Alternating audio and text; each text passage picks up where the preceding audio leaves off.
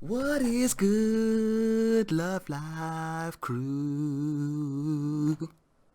It's your boy MUSA back with another video. Today we got dark and disturbing things you never knew about K-pop. Now, I've heard a lot about K-pop.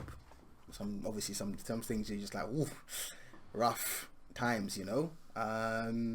It takes a lot to become an idol. Like, it's not a joke thing. An ordinary human being will not survive what it takes to become an idol. It's crazy. So I'm looking forward to this video. I'm not looking forward to it because there's gonna be some negative things. Of course, it says dark and disturbing things. So yeah, is it English subs? Okay, let's get right into this one. Let's go. Oh man.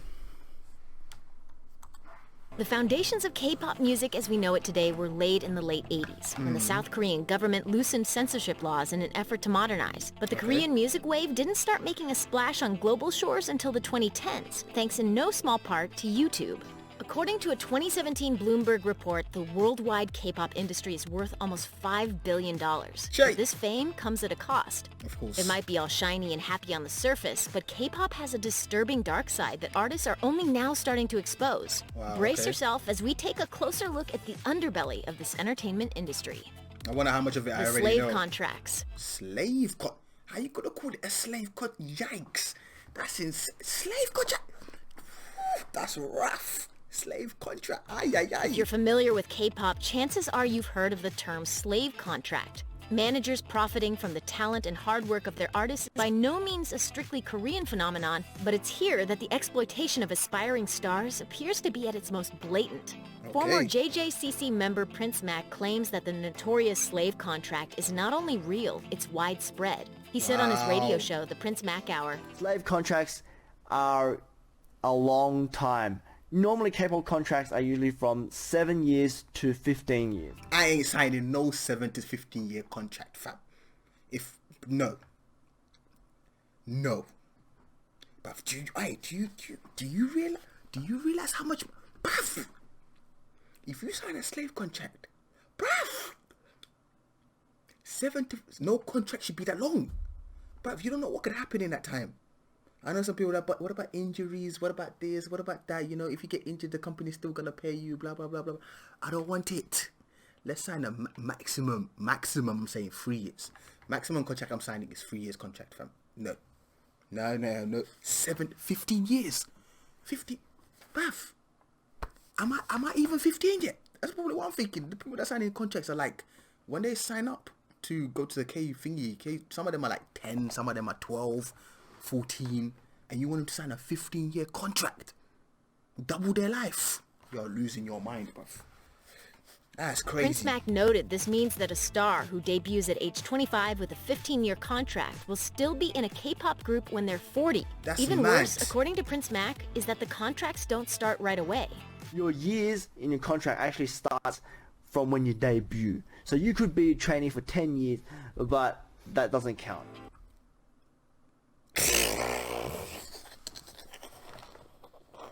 But all I could do is laugh, because that's outrageous. Some of these people train for like 10 years. What he's saying is right. Some of these do train for 10 years. They train for 10 years, and you're telling me that don't count nothing to the contract. Plus 50, that's 25 years of my life, and 10 I got training, and obviously you turn me into an idol, which obviously you appreciate, but still, bruv. Boot camp hell. Oh yeah, we know about this one. Magazine's David Bevan visited the headquarters of YG Entertainment in 2012. The music journalist was impressed with the postmodern complex, boutique cafeteria, plush recording studios, and an on-site gym manned by a famous Korean fitness guru. However, this was all in stark contrast to the building in which the company's 30 or so boot campers were actually living at the time. According to Bevan, you would never guess that this is where they live, a squat, red brick apartment building whose only distinguishing mark is the grimy noodle shop tucked into its ground floor. Cramped living conditions and strict schedules aren't the only hardships that some K-pop trainees are subjected to. Ferlin Wong, former member of female idol quintet Scarf, claimed in an interview with the new paper that her manager would subject her to verbal abuse during boot camp, telling her that she was too opinionated and would never succeed in anything she does. What do the parents of these young performers think of all this? Well, many moms and dads may be at the mercy of the agencies too. Wong added, "My manager told my mom off, saying she should have taught her daughter better and that her daughter is not living the way a proper human being should." What? What's a proper human being? That's my question. Off the bat, what's a proper human being? Are you a proper human being? What? What kind of nonsense that be? Huh? Money woes. You could argue that all of this sacrifice is worth it when the reward is fame and fortune, but in truth, K-pop stars rarely get the latter. According to former JJCC member Prince Mac, The company usually gets 90% and the artist... I'm not watching this no more. I'm not watching this no more. 90% of what? 90% of what? Is this what we're doing? 90% of what? 90% of what?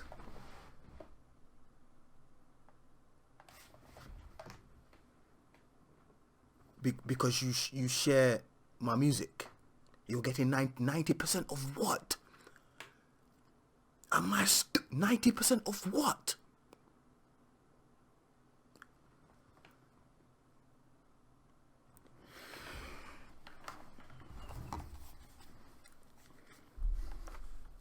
Oh, this hurts my heart. gets 10%.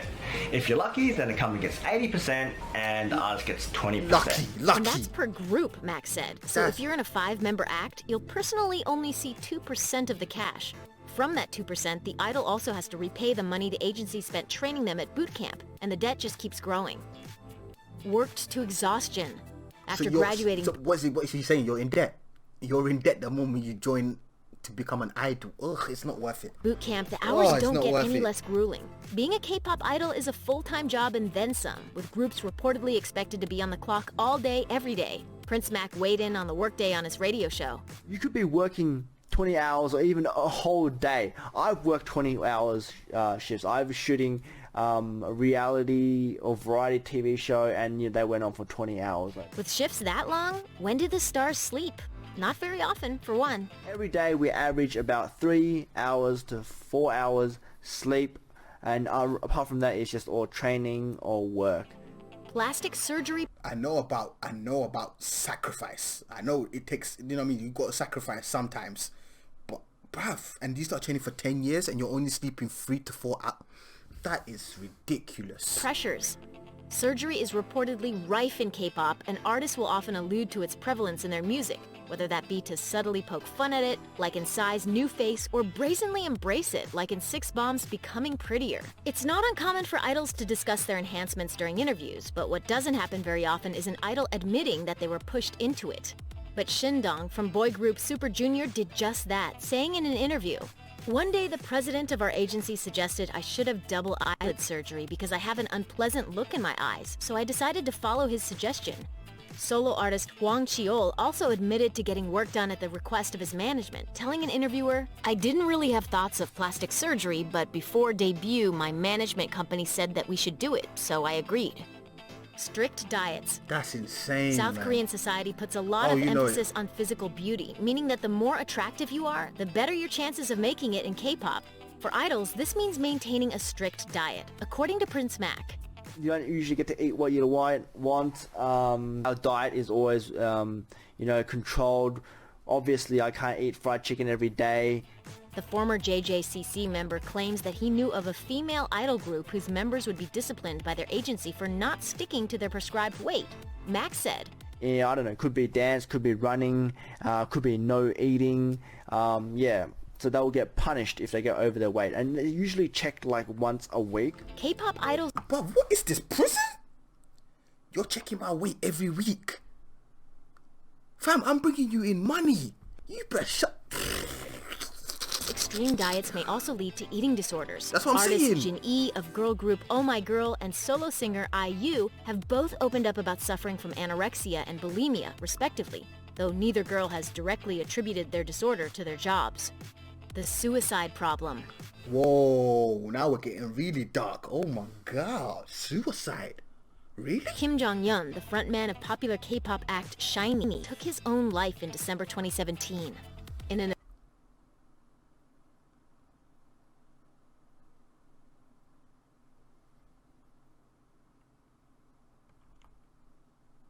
of popular K-pop act SHINee took his own life in December 2017.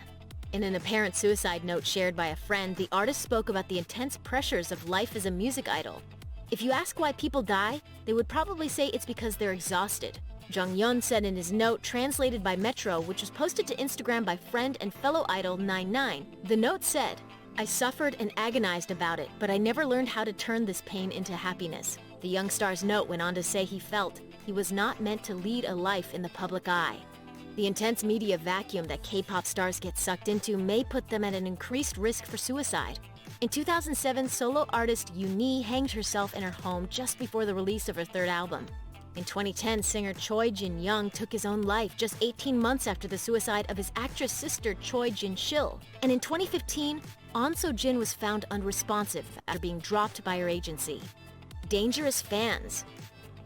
Most idols use social media to interact with their fans around the... Bro, I'm still trying to get over this whole suicide. Bruv.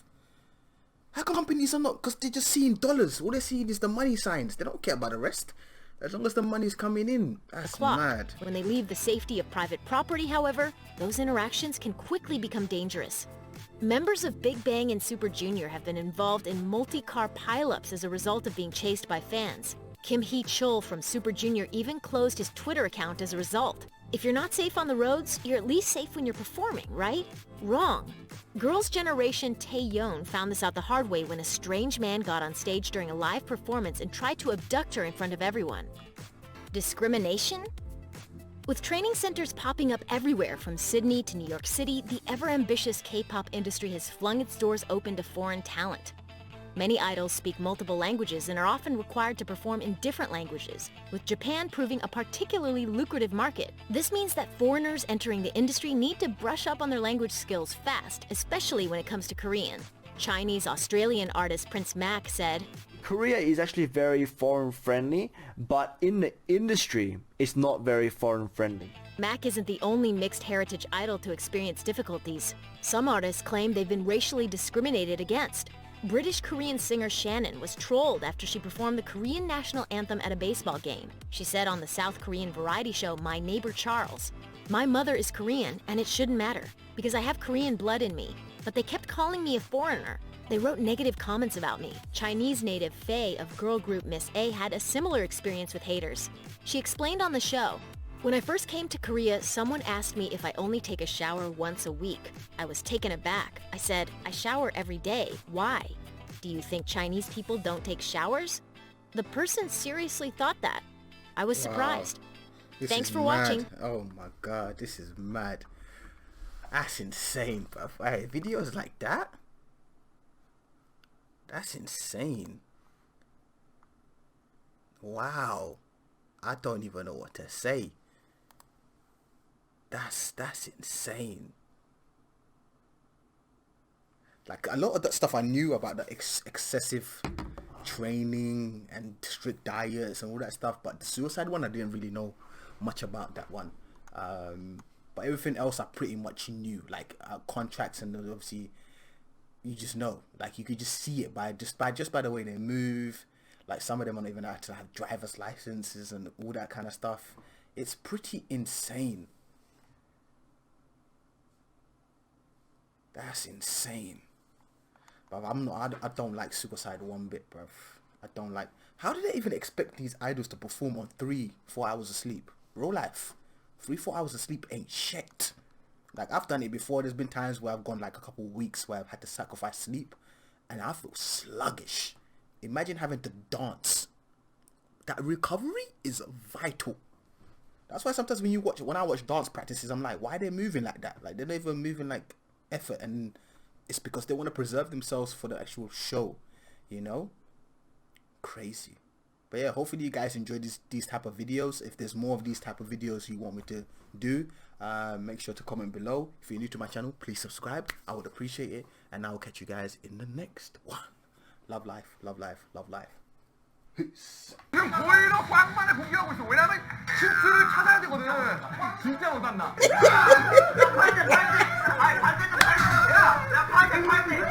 Gone.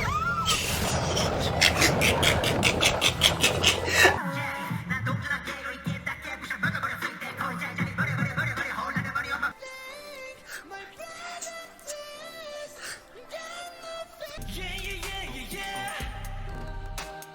Oh my